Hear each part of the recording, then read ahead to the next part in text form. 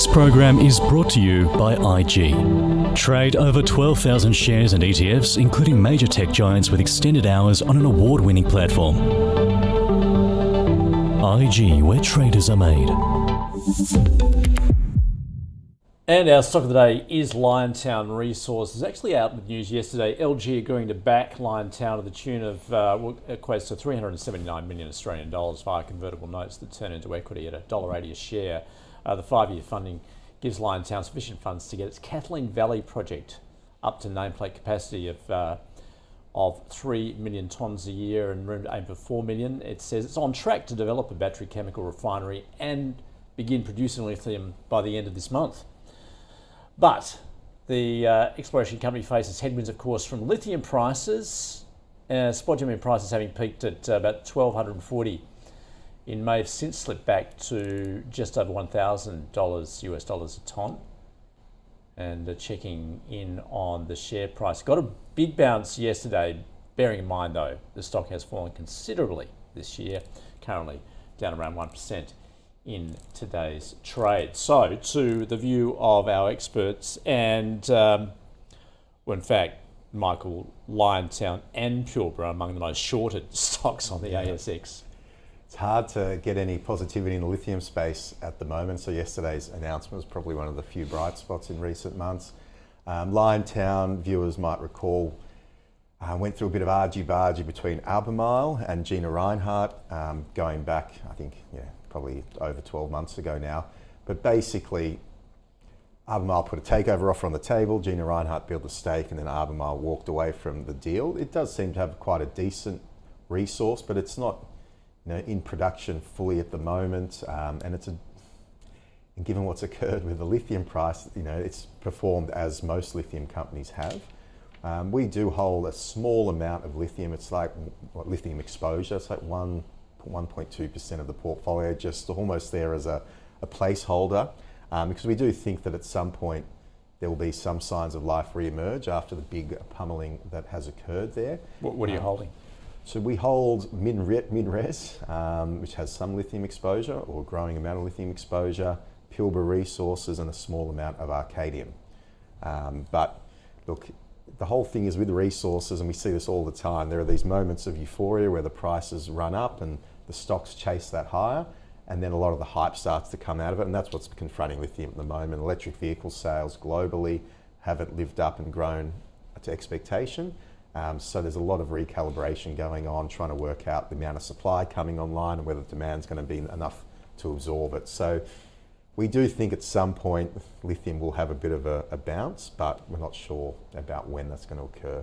So far, it's been a terrible area to be for us. Probably the worst performing 3 stocks we've got. You're not alone there, Michael.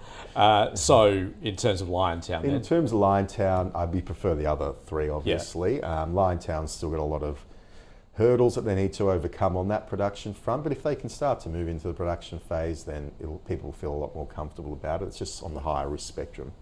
Okay, so no for now at least. No for now. Ben? Yeah, it's like I remember like a year ago, I reckon when we had our 10 stocks, like 4 or 5 of them were all lithium stocks. It's just amazing. Now the uranium feels like it's starting to go through the same thing.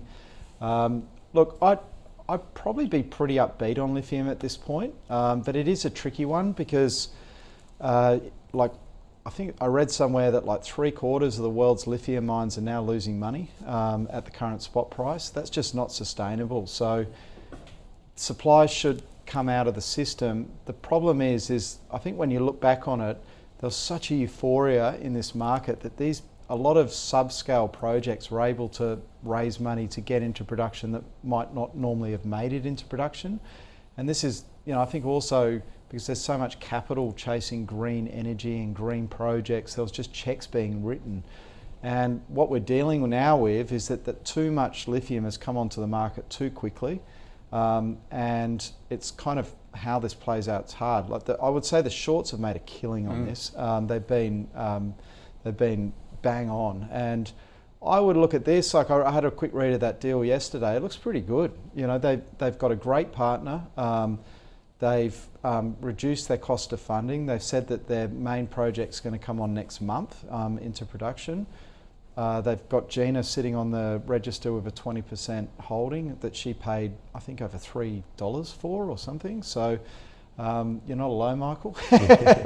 We've got some MinRes as well. That's our main sort of, I guess, exposure to lithium. But I'd be a hold at this, and I even think this could be an interesting one to maybe look at buying. But I'll say hold for now. I just want to see it settle down. How's it rate when you compare it with the likes of Pilbara, for instance? Pilbara is a better business. Yeah. It's in production. It's profitable even at today's prices. It has over $1.5 billion in cash on its balance sheet. That's the one probably to go for first. But as we've seen, these smaller ones can move much harder if we do start to see a change in sentiment. And it feels like sentiment's pretty nuclear bad at the moment. Yeah. So, this is when you get interested in resource stocks. Well, that is The View on Liontown, our stock of the day. This program was brought to you by IG, Australia's #1 CFD provider. Trade over 17,000 markets with extended hours on key US shares and competitive spreads. All on an award-winning platform. IG, where traders are made.